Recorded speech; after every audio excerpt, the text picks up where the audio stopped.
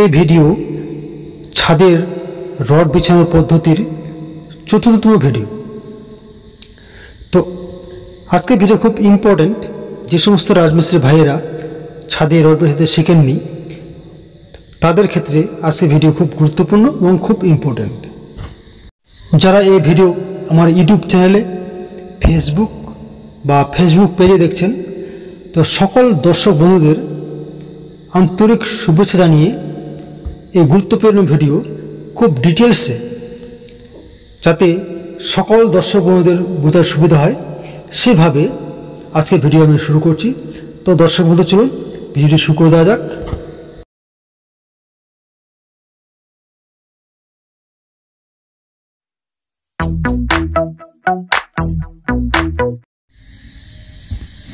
তো এর আগে ভিডিওতে আমরা আলোচনা করেছিলাম যে ছাদের যে মেন রোডগুলো 10 ইঞ্চি পরপর আমরা বিছিয়েছিলাম। তো এই যে সোজা মেন রোডগুলো আমরা 10 ইঞ্চি পরপর এভাবে বিছিয়েছিলাম, এবং বিছানোর পর আমরা কি করেছিলাম, আবার যেখানে L/4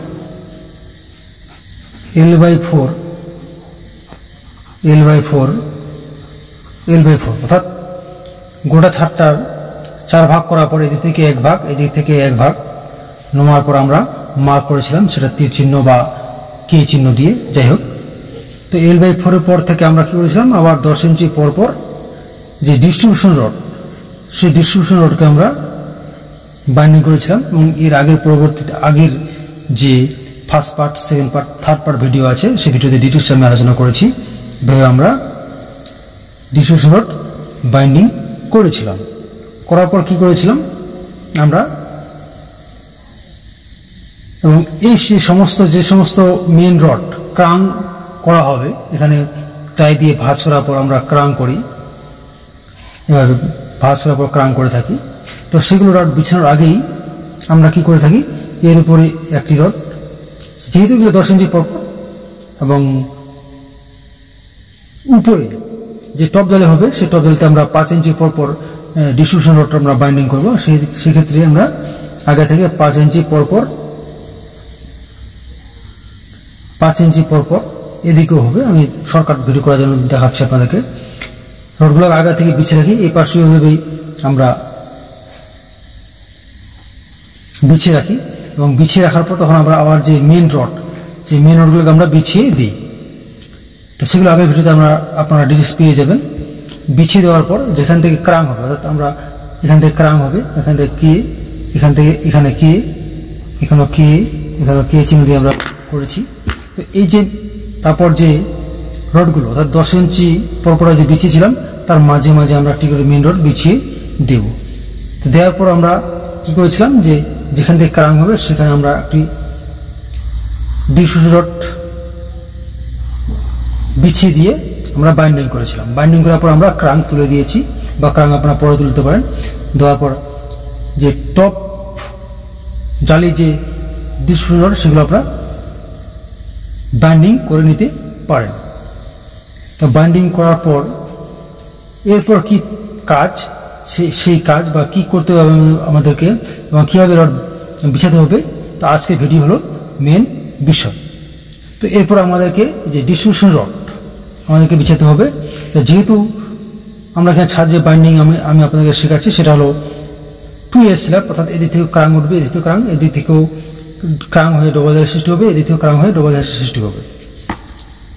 তো আবারও আমরা যে ডিস্ট্রিবিউশন রড আমরা এদিকে বিছাবো, সেটা আবার 10 ইঞ্চি পর, অর্থাৎ এখানে আমরা প্রথম বিছিয়ে দিয়েছি 10 ইঞ্চি পর, আবার 10 ইঞ্চি পরে, 10 ইঞ্চি পরে, আবার 10 ইঞ্চি পরে, 10 ইঞ্চি পরে একটা বিছানো আছে। তো আমরা এখন কি করব, 10 ইঞ্চি পরপর আবার আমরা যে ডিস্ট্রিবিউশন রড, সেই ডিস্ট্রিবিউশন রডকে আমরা বিছিয়ে দিব, এবং বিছিয়ে দেওয়ার পর সেগুলোকে আমরা বাইন্ডিং, এভাবে আমরা মেন রডের সঙ্গে আমরা বেঁধে দিব, অর্থাৎ বাইন্ডিং করে নেব। তো থিওরিক্যাল ভিডিও আপনাদেরকে যখন দেখালাম আমি, তো একটি বিষয়ে আমি মিস্টেক করে গেলাম, যে এটি একটি ছাদ, যে বিষয়টি আমি মিস্টেক করে গেছিলাম সেটা আপনাদের বোঝানোর আমি চেষ্টা করছি। যে এটি একটি আমাদের যে ছাদ বা স্ল্যাব, তো স্ল্যাবের চারপাশেই যে L/4 অর্থাৎ এদিক থেকে এক ভাগ, এদিক থেকে এক ভাগ, মাঝখানে 2 ভাগ। সেম এদিক থেকেও এক ভাগ, এদিক থেকেও এক ভাগ থাকবে, মাঝখানে 2 ভাগ। তো এদিক থেকে যে এক ভাগ, সেখান থেকে ক্রাং উঠবে, ক্রাং হয়ে ডবল জালের সৃষ্টি হবে। এদিক থেকে এক ভাগ যে থাকবে সেটা ক্রাং হয়ে ডবল জালের সৃষ্টি হবে। তো যেটা আমি মিস্টেক করে গেছি সেটা আবার আপনাদেরকে আবার বোঝানোর চেষ্টা করছি আমি। তো এদিক থেকে কিন্তু 10 ইঞ্চি পরপর যে মেন রড, সেই রড আগে থেকে বিছানো থাকবে এবং মেন রড বিছানো থাকবে। তার উপরে আমরা কি করব, যে ডিস্ট্রিবিউশন রড যেটাকে আমি 10 ইঞ্চি পরপর বিছাবো, সেটাকে এর উপরে আমরা বিছিয়ে দেব, এদিকে আমরা বিছিয়ে দেব এবং বিছিয়ে দেওয়ার পর আমাদেরকে বাইন্ডিং করে নিতে হবে। বাইন্ডিং আমাদেরকে করে নিতে হবে এবং এই যে আমরা নিচে যে ডিস্ট্রিবিউশন রড বিছিয়েছিলাম সেগুলো চলে আসবে, এভাবে চলে আসবে।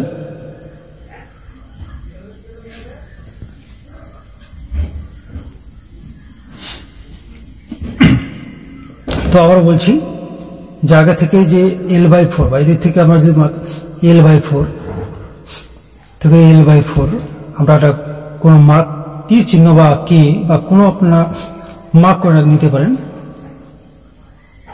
তারপর থেকে আমরা কিন্তু মেইন রড বিছানো থাকেই, এদিক থেকে মেইন রড বিছানো থাকেই আমাদেরকে। সেগুলো যখন আমরা 10 ইঞ্চি পরপর যে ডিস্ট্রিবিউশন রডগুলো কোথা থেকে বিছালাম, আমরা এদিক থেকে L/4 পর্যন্ত যেখান থেকে ক্রাং উঠবে সেখান থেকে বিছাবো এবং এদিক থেকে L/4 এবং যেখানে মার্ক করেছিলাম যেখান থেকে ক্রাং হয়ে ডবল জাল সৃষ্টি হবে সেখান থেকে আমাদেরকে পরপর 10 ইঞ্চি পরপর ডিস্ট্রিবিউশন রডগুলোকে, যেগুলোকে আমরা সাধারণত বাইন্ডার বলে থাকি, সেগুলোকে আমাদেরকে বিছাতে হবে এবং এদিক থেকে বাইন্ডিং করতে হবে, এদিক থেকেও বাইন্ডিং করতে হবে। তো চলুন দর্শক বন্ধু, আপনাদেরকে আমি প্র্যাকটিক্যালে দেখাই, প্র্যাকটিক্যাল ভিডিওতে যে কীভাবে বাইন্ডিং করা হচ্ছে। আপনাদেরকে নিয়ে এলাম আমার সাইট ভিজিটে, আমার ওয়ার্কিং সাইটে প্র্যাকটিক্যাল ভিডিও দেখানোর জন্য। তো থিওরিক্যালি আমি যে সমস্ত ডিস্ট্রিবিউশন রড বিছিয়ে বাইন্ডিং করার ভিডিও আপনাদেরকে দেখালাম, তো সে সমস্ত ডিস্ট্রিবিউশন রড এখানে বিছানো হচ্ছে। আপনাদেরকে আমি প্র্যাকটিক্যাল ভিডিও দেখাচ্ছি যে 10 ইঞ্চি পরপর সেই ডিস্ট্রিবিউশন রড এখানে বিছানো হচ্ছে এবং বিছানোর পর সেটাকে বাইন্ডিং করতে হবে আমাদেরকে। তো দর্শক বন্ধু চলুন ভিডিও একটু স্পিডে আমি দেখাই, নাহলে ভিডিও খুব দীর্ঘায়িত হয়ে যাবে।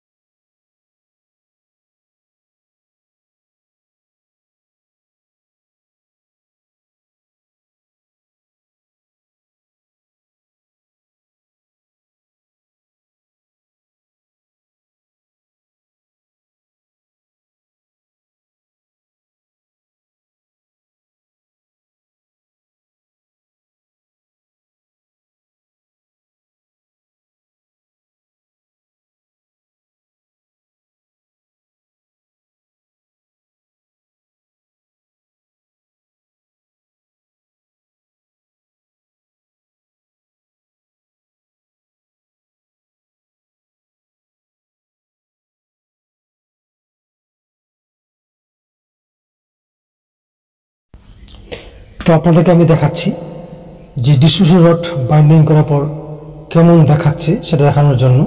সেটা 10 ইঞ্চি পরপর আমরা বাইন্ডিং করেছি।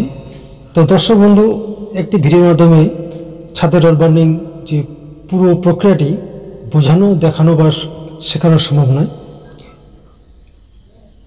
যে সমস্ত নতুন দর্শক বন্ধু আমার এই ভিডিওটি ইউটিউব চ্যানেলে দেখছেন তাদের কাছে বিশেষ অনুরোধ, চ্যানেলটিকে সাবস্ক্রাইব করবেন। আর যারা ফেসবুক পেজে দেখছেন পেজটিকে অবশ্যই ফলো করবেন এবং একটি লাইক দিয়ে উৎসাহিত করবেন, যাতে বিল্ডিং নির্মাণ করার জন্য যে সমস্ত কাজ একজন দক্ষ মিস্ত্রির খুব জানা প্রয়োজন, সে সমস্ত কাজের উপর, সে সমস্ত জ্ঞানের উপর যাতে আমি নতুন নতুন ভিডিও নিয়ে আসতে পারি, তার জন্য আমাকে উৎসাহিত করবেন। তো দর্শক বন্ধু, আবারও বলছি যে একটি ভিডিওর মাধ্যমে ছাদের রড বাইন্ডিং পদ্ধতি পুরো শেখানো সম্ভব নয়। তো পরবর্তী ভিডিও নিয়ে আসবো আমি আমার পঞ্চমাঙ্গ ভিডিওতে।